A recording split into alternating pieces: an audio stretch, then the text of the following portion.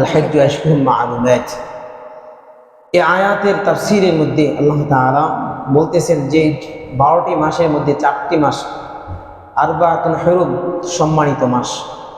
সেই সম্মানিত মাসগুলোর মধ্যে এখন আমরা যে মাসটা অতিবাহিত করতেছি সেই মাসটা একটি মাস, অর্থাৎ জিলকাদা মাস। তারপরে দ্বিতীয় যে মাসটা আমাদের সামনে আসতেছে সে মাসটা হলো জিলহজ মাস। এই দুইটা মাস আমাদের সম্মানিত মাস অতিবাহিত হইতেছে। মাসগুলোকে সম্মানিত মাসগুলোর ব্যাপারে আল্লাহ তাআলা গুরুত্ব দেওয়ার জন্য, অর্থাৎ যে জিনিসের যেত বেশি গুরুত্ব রয়েছে আল্লাহ তাআলা সেই জিনিসগুলোকে গুরুত্ব দিয়েই বলেছেন। আমরা যেরকমভাবে কোনো বিষয়কে গুরুত্ব দেওয়ার জন্য, কোনো বিষয়কে সাবধান করে দেওয়ার জন্য, কোনো বিষয়কে ভালোভাবে বোঝার জন্য যে এর চেয়ে ইম্পর্টেন্ট বা এর চেয়ে সিরিয়াস কোনো বিষয় হতে পারে না, এর চেয়ে গুরুত্বপূর্ণ কোনো বিষয় হতে পারে না, এই জিনিসটা বোঝানোর জন্য অনেক সময় কসম কেটে থাকি। আল্লাহ রাব্বুল আলামিন ঠিক এই দিনগুলোর জন্য আল্লাহ তাআলা তিনি এতটাই গুরুত্ব দিয়েছেন, কিছু কিছু দিনের ক্ষেত্রে আল্লাহ তাআলা কসম দিয়ে বান্দাকে বোঝানোর চেষ্টা করেছেন। কিন্তু আল্লাহ তাআলা তো বোঝানোর চেষ্টা করেছেন ঠিকই, কিন্তু আমরা বান্দারা এতটা অবুঝ, এতটা নাদান, এতটা আমরা মূর্খ বা এতটা যে বেখেয়াল গাফেল, যার কারণে আল্লাহ তাআলার এই বোঝানোর গুরুত্বপূর্ণ জিনিসগুলোকে অবহেলায়, অলসতায়, গাফেল অবস্থায় কাটিয়ে দিই। কথা বলেন ঠিক কিনা? যাই হোক, বলতেছিলাম জিলকাদ মাসের আমাদের আজকে 22 তারিখ, আরবি তারিখ চলতেছে। তাহলে আমাদের হাতে আর কুরবানির বেশি দিন সময় নেই। যেহেতু রমজানের পরে আমরা চিন্তা করছিলাম 2.5 মাস আমাদের হাতে আছে, 2 থেকে 2.5 মাস আমাদের সামনে আছে, কিন্তু 2 থেকে 2.5 মাস পলকের মধ্যেই 2 মাস চলে গেল, আর বেশি দিন আমাদের কাছে নেই। তো এরকম 15 দিন বা 16 দিন আমাদের পলকের সাথে সাথে চলে যাবে। এভাবেই আমাদের হায়াতের জিন্দেগিটা শেষ হয়ে যাবে, এটাই স্বাভাবিক। এইভাবেই আমরা চলে যাব, আবার আমাদের পরবর্তী প্রজন্ম, আমাদের সন্তানেরা আসবে, তারপরে আমাদের নায়নাতরা আসবে। এভাবেই আল্লাহ তাআলার দুনিয়াতে মানুষ আসবে যাবে, এটাই আল্লাহ তাআলার নিয়ম নীতি সিস্টেম, তার আল্লাহ তাআলার সব কিছু আল্লাহ তাআলার নীতিমালা। এখন কথা হলো, যে সময় আমাদেরকে আল্লাহ তাআলা পাঠান, যাকেই পাঠান, সেই সময় আল্লাহ তাআলার বিধান, আল্লাহ তাআলার হুকুম মেনে চলা প্রতিটা ঈমানদারের জন্য দায়িত্ব এবং কর্তব্য, ঈমানি কাজ। মূল আলোচনায় আসি। বলতেছিলাম গুরুত্বপূর্ণ জিনিসগুলো আল্লাহ তাআলা গুরুত্ব দিয়ে বলেছেন। আল্লাহ তাআলা পবিত্র কোরআনে বলেন সূরাতুল ফজরের মধ্যে, ওয়াল ফজর ওয়ালায়ালিন আশর ওয়াশ-শাফঈ ওয়াল ওয়াতর। আল্লাহ রাব্বুল আলামিন আয়াতগুলোর মধ্যে বলতেছেন কসম খেয়ে, কি খেয়া?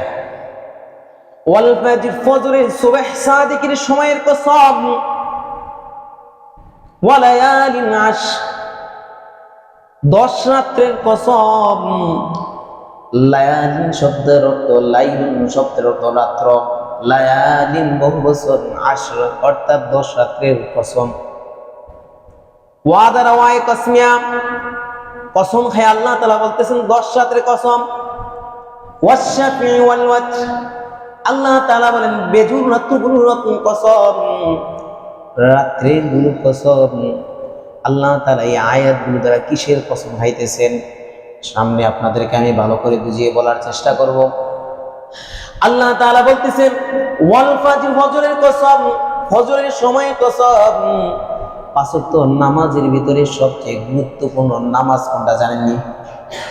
যে ব্যক্তি ফজর নামাজ পড়লো না তার সারা দিনই ব্যর্থ, অনর্থক।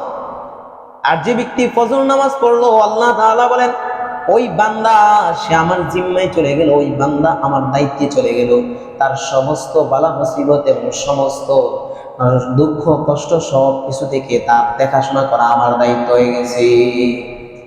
কিন্তু আমাদের অবস্থা সামনে আসতেছে, বলবো তো। অল ফজর, ফজরের কসম, ওয়ালায়ালিন আশর, এই আয়াতই আমাদের আজকের আলোচনা। 10 রাত্রের কসম। 10 রাত্র কোন রাত্রগুলো? 10 রাত্র কোন রাত্রগুলো? এই 10 রাত্র হলো মুফাসসিরিন কেরাম বলেন এই 10টা রাত্র হলো জিলহজ মাসের 10 রাত। জিলহজ মাসের 10 রাত, অর্থাৎ 1 তারিখ থেকে নিয়ে শুরু করে 10 তারিখ পর্যন্ত এটা হলো গুরুত্বপূর্ণ একটি রাত্র। এবং দিনগুলো, এই দিনগুলো গুরুত্বপূর্ণ একটি দিন, এই সময়গুলো গুরুত্বপূর্ণ দিন। হযরত ইবনে আব্বাস রাদিয়াল্লাহু তাআলা আনহু থেকে বর্ণিত, আল্লাহর রাসূল সাল্লাল্লাহু আলাইহি সাল্লাম তিনি বলেন, জিলহজ মাসের যেই 10 দিনগুলো আছে, এই 10 দিনের অপেক্ষায় আর কোনো দিন আল্লাহ তাআলার কাছে সবচেয়ে প্রিয়, অধিক প্রিয় আর কোনো দিন নাই। এই 12টি মাসের মধ্যে যে দিনগুলো রয়েছে, এই দিনগুলোর মধ্যে সবচেয়ে উত্তম, অধিক প্রিয়, গুরুত্বপূর্ণ দিন এবং রাত, এই 10 রাতের চেয়ে, 10 দিনের চেয়ে উত্তম দিন, অধিক প্রিয় দিন আল্লাহ তাআলার কাছে আর কোনো দিন নেই। অন্য হাদিসে আল্লাহর রাসূল সাল্লাল্লাহু আলাইহি সাল্লাম বলেন, সাহাবায়ে কেরামকে উদ্দেশ্য করে বলতেছেন, ও আমার সাহাবায়ে কেরাম আজমাইন, সকল সাহাবায়ে কেরামকে বলতেছেন, সাহাবায়ে কেরামকে ডাক দিয়ে বলতেছেন, আল্লাহর রাসূল সাল্লাল্লাহু আলাইহি সাল্লাম, সামনে মাহে রমজানের পরে সবচেয়ে শ্রেষ্ঠ দিন, সবচেয়ে উত্তম দিন মাহে রমজানের পরে তোমাদের জন্য একটা উত্তম দিন, বছরের মধ্যে এই দিনের চেয়ে উত্তম শ্রেষ্ঠ দিন আর হতে পারে না। সেই দিনগুলো হলো জিলহজ মাসের 10 দিন। সাহাবায়ে কেরাম প্রশ্ন করলেন, ইয়া রাসূলুল্লাহ, ইয়া হাবিবাল্লাহ, ওগো আল্লাহর নবী, এই দিনগুলোর চেয়ে কি আল্লাহর রাস্তায় জিহাদ করা উত্তম নয়? আল্লাহর রাসূল সাল্লাল্লাহু আলাইহি সাল্লাম বলেন, ও আমার প্রিয় সাহাবীরা, শুনো, ভালো করে মনোযোগ দিয়ে শুনো, এই দিনগুলোর চেয়ে উত্তম আর দিন কোনো দিন নাই, এই দিনগুলোর চেয়ে শ্রেষ্ঠ দিন আর নাই। জিহাদের ময়দানে যাওয়া এর চেয়ে উত্তম নয়। তবে যে ব্যক্তি, ওই ইমানদার, ওই আল্লাহ তাআলার বান্দা, যে বান্দা তার জান মাল নিয়ে আল্লাহকে সন্তুষ্টি করার উদ্দেশ্যে, আল্লাহর দ্বীন কায়েমের জন্য, দ্বীন প্রতিষ্ঠা করার জন্য আল্লাহ তাআলার রাস্তায় বের হয়ে যায়, জিহাদের ময়দানে চলে যায়, জান মাল নিয়ে আর ফিরে আসে নাই, সব কিছু শেষ হয়ে গেছে, আল্লাহর রাস্তায় সে শহীদ হয়ে গেছে, তাহলে এই দিনগুলোর চেয়েও তার এই কাজটা উত্তম এবং শ্রেষ্ঠ। সুবহানাল্লাহ। তাহলে এই দিনগুলো কোন দিনগুলো? 1 তারিখ থেকে নিয়ে 10 তারিখ পর্যন্ত। অন্য হাদিসে আল্লাহ রাসূল সাল্লাল্লাহু আলাইহি সাল্লাম বলেন, এই দিনগুলোর রাতে যদি কোনো বান্দা ইবাদত করে, রাতের বেলায় যদি কোনো বান্দা ইবাদত করে, এক একটা রাত্র, একদিন রাত্র ইবাদত করলে কি সওয়াব, কি পরিমাণ সওয়াব আল্লাহ তাআলা দিবেন, সে কথা হাদিসের মধ্যে উল্লেখ রয়েছে। একদিন নয়, 2 দিন নয়, লাইলাতুল কদরের রাতে যেরকম ভাবে আমরা ইবাদত করলে যে সওয়াব পাইতাম, যে সমপরিমাণ সওয়াব আল্লাহ তাআলা আমাদের আমলনামায় দান করতেন, সেই পরিমাণ সওয়াব আল্লাহ রাব্বুল আলামিন আমাদের সবাইকে এই এক একটা রাত্রে ইবাদত করলে, সারা রাত্র যদি ইবাদত করি, আল্লাহ তাআলার কাছে রোনাজাত করি, কান্নাকাটি করি, নফল ইবাদত করি, করার কারণে আল্লাহ তাআলা সেই পরিমাণ সওয়াব আমার আপনার আমলনামায় দান করবেন। সুবহানাল্লাহ।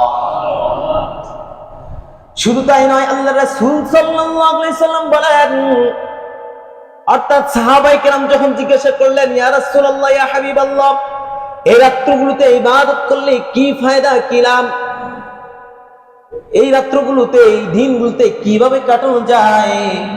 রাসূল সাল্লাল্লাহু আলাইহি সাল্লাম সেই আমলগুলো কিভাবে কাটাইতে হবে, এই দিনগুলো, সেই নিয়ম নীতিগুলো আমাদেরকে জানাই দিয়েছেন। সাহাবায়ে কেরামকে বলছেন, সাহাবায়ে কেরামের পর্যায়ক্রমে আমাদের কাছে হাদিসের মাধ্যমে আসে। আল্লাহ রাসূল সাল্লাল্লাহু আলাইহি ওয়াসাল্লাম 1 নম্বরে বলেন, কথাগুলো মনে রাখবেন, 1 নম্বর আমলের কথা বলছেন, সারা রাত্র ইবাদত। সারা রাত্র ইবাদত লাভ কি? লাইলাতুল কদরের রাত্রে যদি আপনি ইবাদত করে যেই সওয়াব অর্জন করতেন, সেই পরিমাণ সওয়াব আমার আপনার আমলনামায় আল্লাহ তাআলা দান করবেন।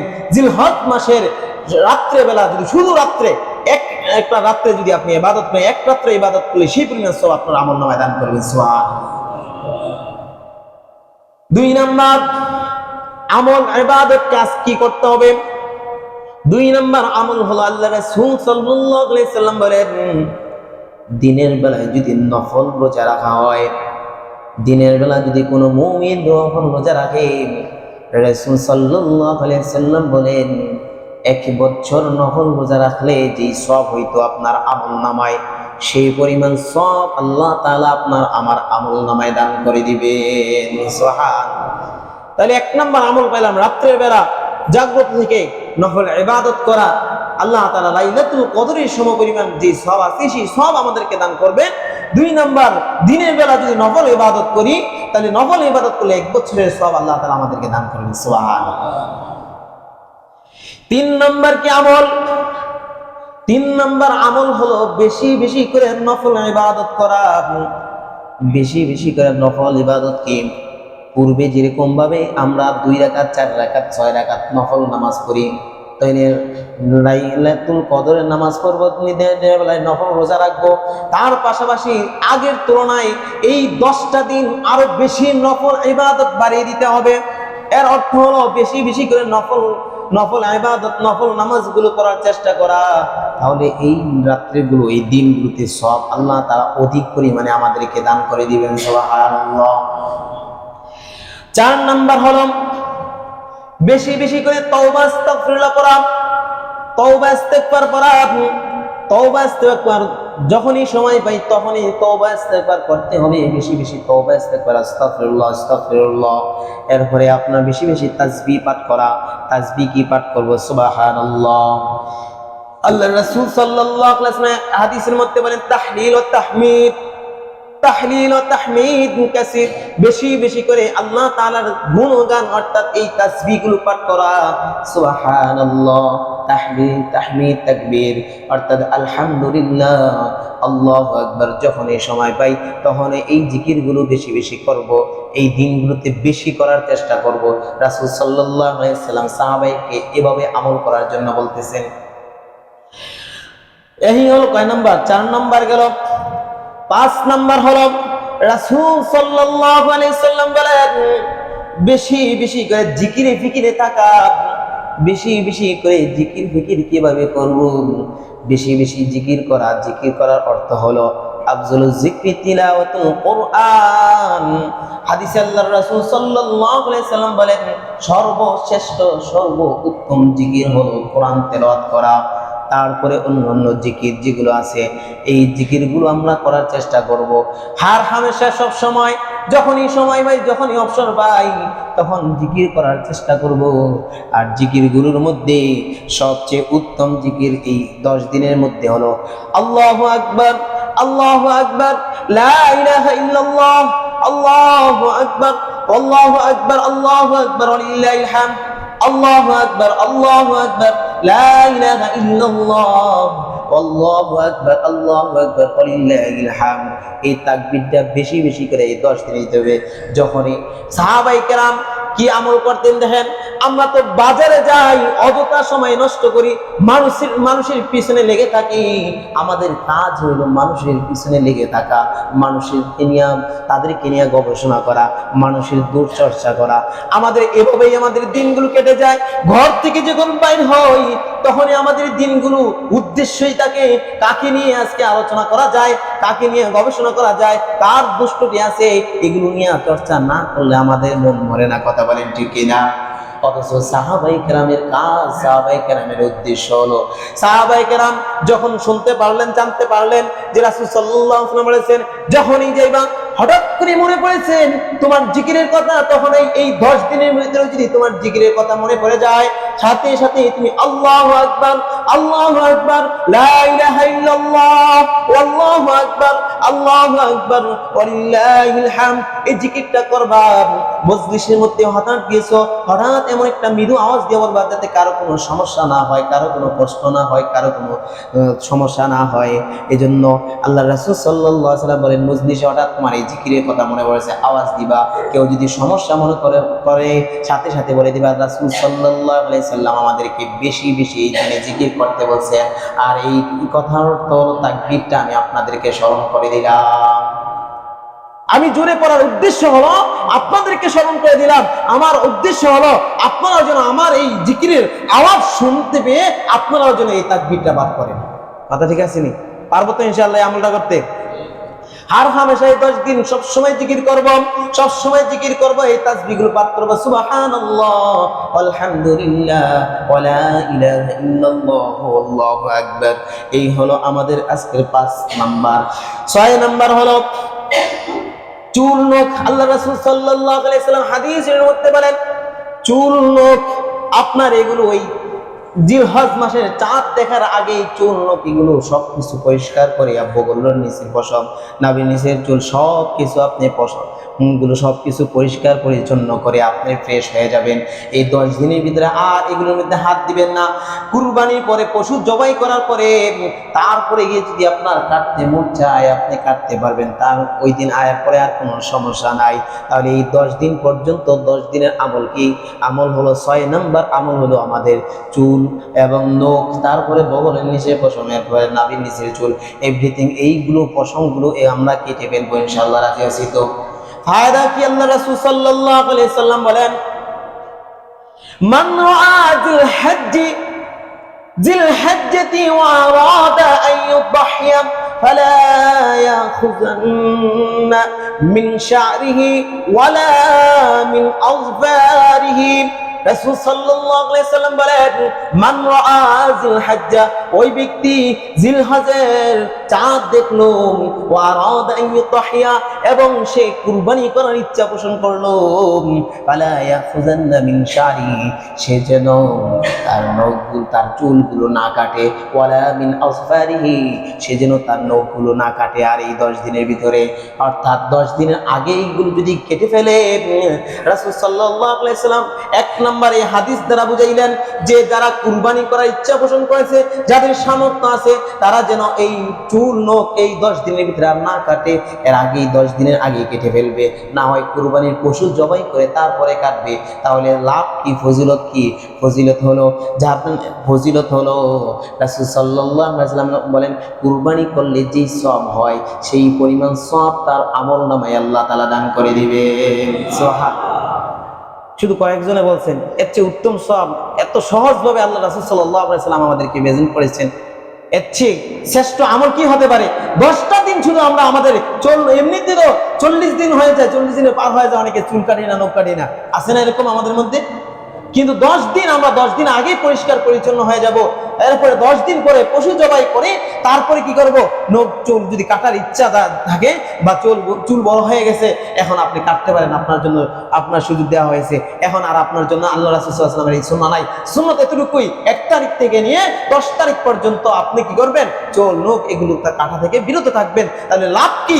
লাভ হলো কুরবানি করে যে সওয়াব পাইতো সেই পরিমাণ সওয়াব আল্লাহ আমার আপনার আমলনামায় দান করে দিবেন। সুবহানাল্লাহ। রাসূল সাল্লাল্লাহু আলাইহি সাল্লাম বলেন যারা কুরবানি করবে শুধু তারা এই আমলটা করবে এমনটা নয়, যারা কুরবানি দিতে পারবে না, যাদের সামর্থ্য নাই, তাদের জন্য এই আমলটা অবধারিত।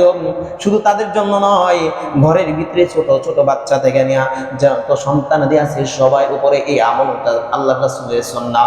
অর্থাৎ সবাই পরিষ্কার পরিচ্ছন্ন হয়ে 1 তারিখের আগেই, এই জন্য এই আলোচনা আজকে নেওয়া। 1 তারিখ সামনে শনিবারে 1 তারিখ পড়তেছে, যদি সম্ভাব্য হলো 1 তারিখ শনিবারে পড়বে, যদি শনিবারে 1 তারিখে পড়ে, যদি শুক্রবারে আলোচনা করি, একদিনে আমাদের দ্বারা অনেকের দ্বারা সম্ভব হইতো না। এই জন্য 1 সপ্তাহ আগেই এই আলোচনা করতেছি, যাতে করে আমরা আমাদের প্রত্যেকটা আমল যেন আমলের প্রস্তুতি নিয়ে আমলগুলো সঠিকভাবে করতে পারি। আল্লাহ যেন আমাদেরকে কবুল করে সকলে বলে আমিন। ভালো করে বুঝবেন। তাহলে 6 নম্বর আমল আমাদের গেলাম। 7 নম্বর আমল হলো সামর্থ্যবান, অর্থাৎ যাদের সামর্থ্য আছে অর্থাৎ যাদের তৌফিক আছে, টাকা পয়সা আছে, তারা যেন আল্লাহ রাসূল সাল্লাল্লাহু আলাইহি সাল্লাম বলেন এই 10 দিনের জন্য জিলহজ মাসের এই 10 দিনে যেন আল্লাহ তাআলার কাবা ঘরে গিয়ে হজ এবং উমরা করে আসে। সুবহানাল্লাহ। আল্লাহ তাআলার কাবা ঘরে গিয়ে যেন হজ এবং উমরা করে আসে যাদের সামর্থ্য আছে। তারপরে 7 নাম্বার গেছে, কয় নাম্বার চলতেছে? 8 নাম্বার, মনে রাখবেন কিন্তু 8 নাম্বার হলো যাদের সামর্থ্য আছে তারা, অর্থাৎ আপনি হজে যাইতে পারেন নাই, কিন্তু হজে যাওয়ার জন্য একটা আল্লাহ রাসূল সাল্লাল্লাহু আলাইহি সাল্লাম বলছেন যাদের প্রয়োজনের অতিরিক্ত অর্থাৎ যাওয়া আসার খরচ বহন করার মতো তার তৌফিক আছে, তার উপরে হজ করা ফরজ। আর কুরবানি ফরজ, অর্থাৎ কুরবানি ওয়াজিব কার উপরে? এটা জানা দরকার আছে কিনা বলেন? কুরবানি ওয়াজিব, কুরবানির বিষয়ে সামনের সপ্তাহে আলোচনা করব। তারপরে ইঙ্গিত দিয়ে কুরবানি ওয়াজিব কার উপরে? অর্থাৎ সামর্থ্যবান ব্যক্তি যেন কুরবানি করে।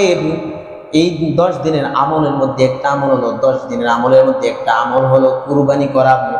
আর কুরবানি করবে কারা? যাদের সামর্থ্য আছে, অর্থাৎ ওই ব্যক্তির ওপর কুরবানি ওয়াজিব যার উপরে ওই দিন অর্থাৎ কুরবানির দিনের শবে সাদেকের পর থেকে নিয়া, কখন থেকে নিয়া, ভালো করে মাস আলাইটা ভালো করে বুঝবেন যে কুরবানির দিনের শবে সাদেকের পর থেকে নিয়া 3 দিন পর্যন্ত আপনি যদি নেশাব পরিমাণ সমপরিমাণ মালের মালিক হয়ে যান তাহলে আপনার উপর কুরবানি দেওয়া ওয়াজিব।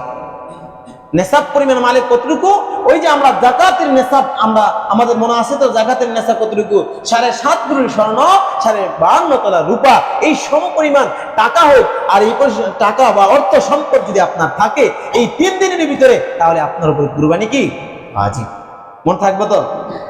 তাহলে কুরবানি ওয়াজিব কার উপরে? কথা বুঝবেন, কুরবানি ওয়াজিব কার উপরে? যার উপরে 7.5 ভরি স্বর্ণ বা 52 তোলা রূপা সমপরিমাণ দোনোটা। মনে করেন যে আমাদের উপরে তো 7.5 ভরি স্বর্ণ তো আমার কাছে নাই, না থাকলে কি গো, আপনার কাছে 52 তোলা রূপার সমপরিমাণ টাকা বা অর্থ আপনার হাতে নাই, কথা বলেন নাই, দোনোটার একটা, দোনোটার কোনো একটা যদি আপনি মালিক হয়ে যান এই 3 দিনের ভিতরে, নেশাব হচ্ছে 7.5 ভরি স্বর্ণ হোক বা 52 তোলা রূপা হোক, এই দুইটার কোনো একটা যদি আপনি সামর্থ্য হয়ে যান এই 3 দিনের ভিতরে, তাহলে আপনার উপরে কুরবানি কি ওয়াজিব। কুরবানি কি ওয়াজিব। তাহলে তাকেই বলা হয় সামর্থ্যবান ব্যক্তি। তাহলে আমরা 8 নম্বরে বললাম কুরবানি করা, যাদের সামর্থ্যবান ব্যক্তিদের জন্য কুরবানি করা, এই কুরবানির আমল 10 দিনের ভিতরে। 9 নম্বর দান সদকা, তারদুল বালা সাদাকা। রাসূল করিম সাল্লাল্লাহু আলাইহি সাল্লাম বলেন এই 10 দিনের ভিতরে যেন বেশি বেশি করে দান সদকা করা হয়, এই 10 দিনে বেশি বেশি যেন দান সদকা করা হয়। 10 নম্বর হলো আল্লাহ রাসূল সাল্লাল্লাহু আলাইহি সাল্লাম বলেন বেশি বেশি করে দান সদকা করা হবে। 10 নম্বর হলো আরাফার দিন বিশেষ ফজিলত, অর্থাৎ 1 থেকে 9 অর্থাৎ 10 দিন থাকবে। 10 দিনের ভিতরে 9 দিন আমাদের রোজা রাখা হয়। 1 তারিখ থেকে 9 তারিখ পর্যন্ত রোজা রাখা হয়। ঈদের দিনে রোজা রাখা হারাম, ঈদের দিনে রোজা রাখা কি হারাম। 10 তারিখে তো ঈদই, 10 তারিখে কি ঈদই, তাহলে আর রোজা রাখবো কি? 9 দিন রোজা রাখা হয়। এই 9 দিনের ভিতরে বিশেষ দিন হলো আরাফার দিন। বিশেষ দিন কোনটা? আরাফার দিন। রাসূল সাল্লাল্লাহু আলাইহি সাল্লাম বলেন আরাফার ব্যাপারে হাদিসের মধ্যে বলেন সিয়ামু ইয়াউম আরাফা ইন্নী আহতাসিবু আলাল্লাহ আইয়ুকাফিরা সানাতাল্লাতী ক্বাবলা ওয়াস-সানাতাল্লাতী বা'দা। রাসূল সাল্লাল্লাহু আলাইহি সাল্লাম বলেন কোন মুমিন বান্দা যদি আরাফার দিন রোজা রাখে, আরাফার দিন রোজা রাখার অর্থ হলো যারা হজ করতে যায় নাই, হাজী সাহেবরা যদি হজ করতে গিয়ে আরাফার দিনে রোজা রাখে, তাদের ওইখানেই অনেকগুলো বিধিবিধান রয়েছে, সেই বিধিবিধানগুলো মানতে গেলে তাদের অনেক কষ্ট হয়ে যাবে, তাদের শরীর দুর্বল হয়ে যাবে। এই জন্য তাদেরকে বলা হয় নাই। উদ্দেশ্য হলো যারা হজ করতে যেতে পারবে না তাদের জন্য, অর্থাৎ হাজী সাহেবদের যে আরাফার দিন রয়েছে, আমাদেরও আরাফার দিন রয়েছে, ওই আরাফার দিনে যারা রোজা রাখবে রাসূল সাল্লাল্লাহু আলাইহি সাল্লাম বলেন তার পিছনের 1 বছরের, সামনের 1 বছরের, তার এই 2 বছরের গুনাহ আল্লাহ মাফ করে দিবেন। তাহলে আরাফার দিনে রোজা রাখার বিশেষ ফজিলত আছে কি নাই বলেন? রাসূল সাল্লাল্লাহু আলাইহি সাল্লাম বলেন পিছনের 1 বছরের গুনাহ এবং সামনের 1 বছরের গুনাহ আল্লাহ তাআলা মাফ করে দিবেন। এখন আরাফার দিন হিসাব করব কিভাবে? আরাফার দিন কোন দিন, কত তারিখে আরাফার দিন পড়ে? আমাদের দেশে আরাফার দিন পড়ে 9 জিলহজ। 9 জিলহজ, অর্থাৎ আমাদের 9 জিলহজ। ওইদিকে আপনার ইয়ার হইল সৌদি যে মুক্তাদের যারা হজ করে হাজী সাহেবরা আছে তাদের জন্য আবার সেটা হলো 8 জিলহজ, নাকি? তাদের জন্য না, তাদের জন্য ঈদের দিন। তাদের জন্য কি? ঈদের দিন। আমাদের 9 তারিখ, তাদের 10 তারিখ। বুঝেন না কথাটা? আমরা তো একদিন, আমরা যেমন রমজান মাসে আমরা রোজা রাখি একদিন পরে না, রোজা রাখি একদিন পরে কিনা। এই সিস্টেমটা কেন আসলো? এখানে একটা প্রশ্ন আমাদের অনেকেরই জানে, অনেকেরই থেকে যায়। কেন এই প্রশ্নটাই সিস্টেমটা আসার কথা হলো, উদ্দেশ্য হলো রাসূল সাল্লাল্লাহু আলাইহি সাল্লাম বলেছেন যখন তোমরা রোজা রাখবে কিভাবে, কি দেখে তোমরা রোজা রাখবে? রাসূল বলেন চাঁদ দেখে রোজা রাখবে। যে দেশে যে নিয়ম অর্থাৎ আমার দেশে আমি আমার নিয়ম হলো আমি যখন চাঁদ দেখবো চাঁদ দেখা থেকে আমি রোজা রাখবো। রাসূল বলেন চাঁদ দেখে রোজা রাখো, আবার চাঁদ দেখে রোজা ভেঙো, রোজা ভঙ্গ করো। চাঁদ দেখার পরে রোজা রাখবো, চাঁদ দেখে আবার রোজা কি করো ভঙ্গ করে নিব। তাহলে উদ্দেশ্য হলো আমার দেশে আরাফার দিন হলো যেদিন থেকে আমি চাঁদ দেখছি সেই হিসাব করে যেদিন 9 জিলহজ পড়তেছে, তাহলে আমার আরাফার দিন এখানে পড়ে যেতেছে। তাহলে আমি তাদের হলো একদিন আগে, আমাদের হলো একদিন পরে। কথা বুঝে আসছে? আর যদি কেউ কারো মনের ভিতরে সন্দেহ থাকে, সংকোচ থাকে, আরে আরাফার ময়দানে হাজী সাহেবরা তো 8 তারিখে দ্বারা আমাদের যেদিন পড়তেছে 8 তারিখ, সেদিন তাদের এই আরাফার দিন পড়ে যেতেছে, ওই আরাফার দিন, তাইলে তো আমরা ওই 8 তারিখে রোজা রাখা দরকার। তাহলে আপনার মনের ভিতরে যদি সংকোচ থাকে, আপনার জন্য রাসূল তো বলছেন 1 তারিখ থেকে 9 তারিখ পর্যন্ত রোজা রাখো। তাহলে 1 তারিখ থেকে 9 তারিখ পর্যন্ত যদি আপনি রোজা রেখে যান, তাহলে 8 তারিখেরটাও আপনি পেয়ে গেলেন, 9 তারিখেরটাও পেয়ে গেলেন। এবার যেদিনই আরাফার দিন হোক না কেন, আপনি ওই আরাফার দিনের সব, আরাফার দিনের আমলের সব আপনার আমল নামা আল্লাহ দান করে দিবেন। সুবহানাল্লাহ। কথা বুঝছেন? সহজ না বিষয়টা? যাদের এই ধরনের কোনো প্রশ্ন থাকতেই পারে, আমাদের দেশে অনেক ইখতিলাফ বিষয় রয়েছে, অনেক বিষয় ইখতিলাফ রয়েছে, কথা না বলি, আলোচনা চলতেছে, এই সময় যদি কথা বলেন আলোচনার মুডটাই নষ্ট হয়ে যায়। এখন বিষয় হলো 1 তারিখ থেকে 10 তারিখ পর্যন্ত, এই 9 তারিখ পর্যন্ত আমার আমল করার বিষয়। দেখেন এই আরাফার ময়দানের